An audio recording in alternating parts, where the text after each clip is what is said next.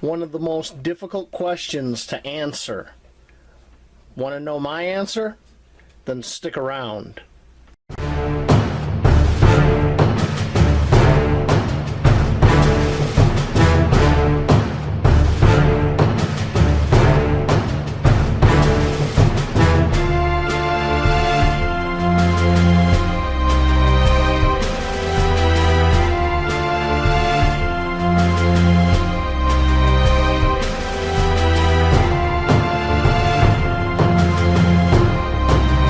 Welcome back, everybody. So I had a fella on one of my review videos, I believe it was for the Mora Garberg. He asked me, he's just getting into bushcraft and camping, and was wondering what would I suggest for somebody just getting into bushcraft or camping as far as a blade. Well, that's literally one of the hardest questions, I think, to honestly answer. I wrote him back. I wrote him almost a small book in my response, trying to coalesce everything. And, I said, hey, I'm going to make a video on this because this is going to be a question people ask. And it's a legitimate question. So, here goes. You're just getting started. Alright, you don't have that much experience, and you want a decent blade. Well, it's different for every person. Blades are as individualistic as people, and it boils down to 4 hard data points I'm going to explain. And they're in order of importance. Number 1 being the most important, and so on. So let's get started. The number 1 most important thing about a blade is going to be the handle. Yup, the handle. Now, the reason I say that is a handle like here on this Lynx fits my hand perfectly. I don't feel fatigued when I'm using it. It's a micarta handle. I got really good grip, okay? And I'm not fatiguing myself as I'm using it.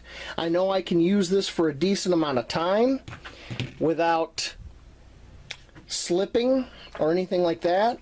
This overmolded rubber handle here on this Gerber Strong Arm is pretty dang good too. I like those rubber overmolded handles, because the most dangerous knife in the world is a knife that you are fatigued and you're trying to use it and you can cut into yourself, okay? So in my opinion, number 1 is the handle. It has to be comfortable in your hand. Now, because it's comfortable in my hand doesn't mean it's going to be comfortable in your hand. Everybody has different size hands. We don't have one size fits all as far as hands go in this world. Now, I've got medium to large male hands, okay? However, I work with a guy who's got hands that are like hockey mitts, okay? His hands are huge. So what may fit in my hand very well and be comfortable might be too small for him. Vice versa, somebody with smaller hands than me might find one of these, handle like the Lynx here to be too big for them. Okay? So, that's my point on number 1, the handle. Number 2, what is it exactly you want to do with the blade? Okay? And that plays into other points that come later on. Oh boy. Because when somebody says bushcraft or camping, that's a pretty wide range of topics and things you might want to end up doing. So, what is it you really want to do? Are you going out to primarily learn your skills in fire making? Are you doing primitive fire making? Are you doing shelter building? What is it you want the knife to do? All right? You have to be able to answer that question for yourself, honestly, to get to the next point. And when I say primitive fire making, I mean flint and steel, where you would use a piece of flint against the spine of a blade to strike a spark. All right? It's kind of rough on the spine, but there are people that do it, and it is a legitimate skill. However, this is a stainless steel blade. I can't do flint and steel with this blade. I'd have to go to a high carbon blade like this guy right here. Okay? So, what is it you want to do? All right? If you're going to be doing a lot of fire prep and stuff like that, so you want to make a feather stick, cut a lot of curls, maybe baton some wood, maybe you need a little bit bigger blade versus a smaller blade. Okay? Because some blades are more apt to do one thing easier than another. Alright? Which leads us into number 3. What type of steel? I think that's very important. These days we've got so many super steels, it's not even funny. Back when I was a kid growing up, you had high carbon steels and you had 440 stainless. And that was about it. Sure, there was a few companies out there pushing their own blends and stuff, but it's nothing like it was today. Today's a totally different, ball of wax. And steel could also be dependent on your environment. My environment here in Michigan is very wet, so I chose a stainless. I don't really do primitive fire making with flint and steel, so stainless is fine for me. Okay? So what kind of steel is it? That's going to be important, and I think that has to do partly on what you want to do with the blade and your environment. Alright? Number 4, blade shape, size, and grind. Oh boy, this gets into so much stuff it's not even funny. But some of these blade shapes and size are better for one task versus another. For instance, the Lynx, which is to date my favorite knife, is a lot better at batoning and stuff than this my dad's old fishing knife here. However, this fishing knife, you see how thin it is excellent for filleting a fish. The Joker's a lot thicker and would be more difficult to fillet. Could I fillet with it? I already have. There's a learning curve there. There's definitely a learning curve. It's much easier to fillet with a thinner blade. Okay? Also, since we're talking game prep and stuff like that, we have this skinning blade, this old marbles that was my dad's, that you saw in a previous video. This is really good at skinning game prep and stuff like this. It's a very tapered, very thin blade. The Joker, the Gerber strong arm, much thicker, a little bit more difficult. The Gerber Garberg, a lot thicker. Okay, so there's give and take. Also, let's say you're doing a lot of batoning. Well, a little bit longer blade, a little bit bigger blade is easier to baton with than a shorter blade. Okay, here we have a Mora companion. This is a stainless version, and it's a short blade. All right, you can only baton maybe 1.5 2-inch diameter sticks. It'd be difficult to baton anything bigger.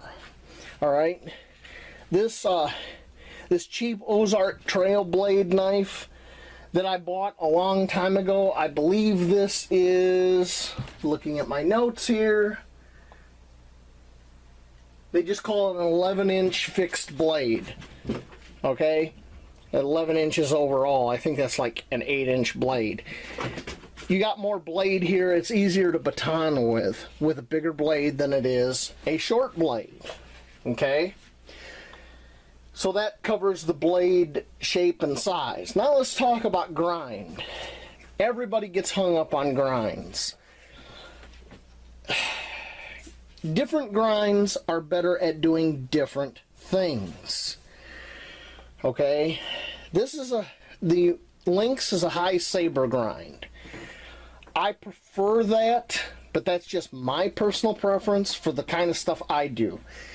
A lot of the stuff I end up doing, I like maybe have to carve out a tent peg or a mallet or maybe even a deadfall trap. For me, in doing a lot of carving and cutting, I like a high saber grind. That's just my personal preference. However, I have used a lot of Moras in my life. This Mora right here, the companion, it is a Scandi grind.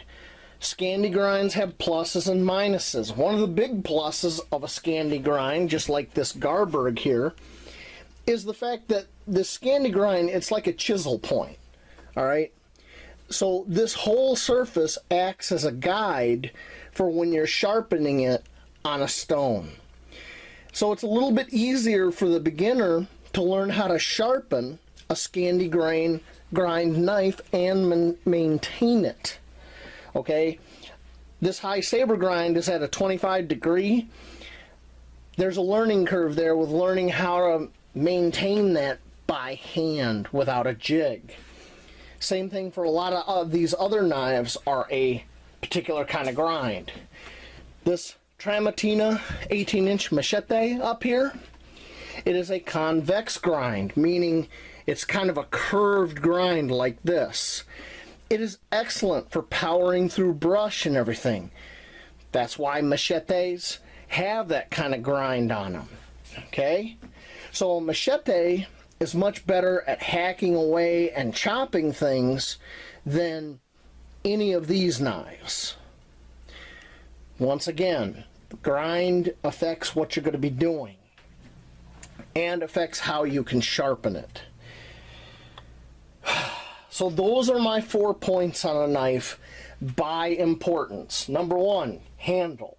Number 2, what do you want to do with a knife? Number 3, what type of steel are you going to be using? And number 4, blade shape, size, and grind.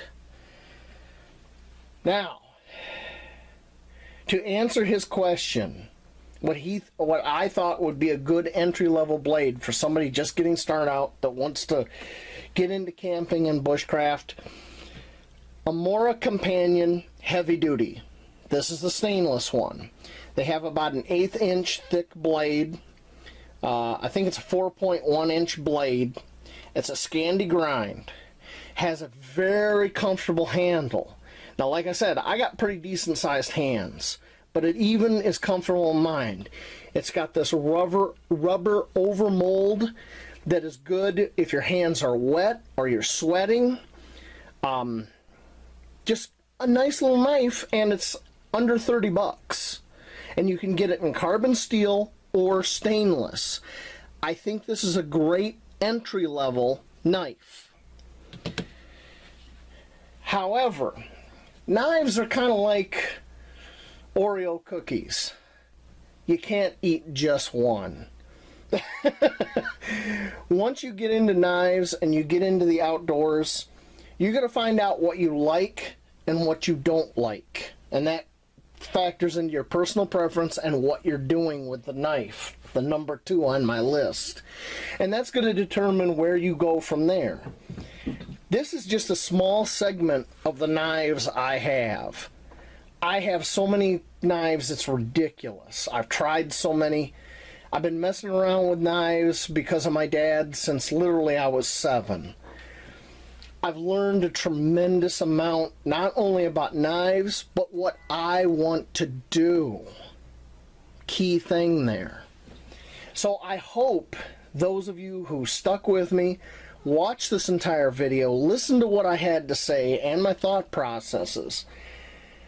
I hope I have encouraged you to stop and think before you purchase. But my recommendation, the Mora HD Companion, heavy duty companion, in either stainless or high carbon steel, depending on what you want to do, your environment, all that stuff. But it meets a lot of my requirements. The only issue I have with the companion, it is a little bit of a short blade. You can see it goes across the palm of my hand. You're not going to be doing a whole lot of batoning with this knife. At least, you know, maybe small sticks. But once again, we're talking entry level. We're talking just starting here. So, hope I've given you all some food for thought. And I'll see you all later out in the woods.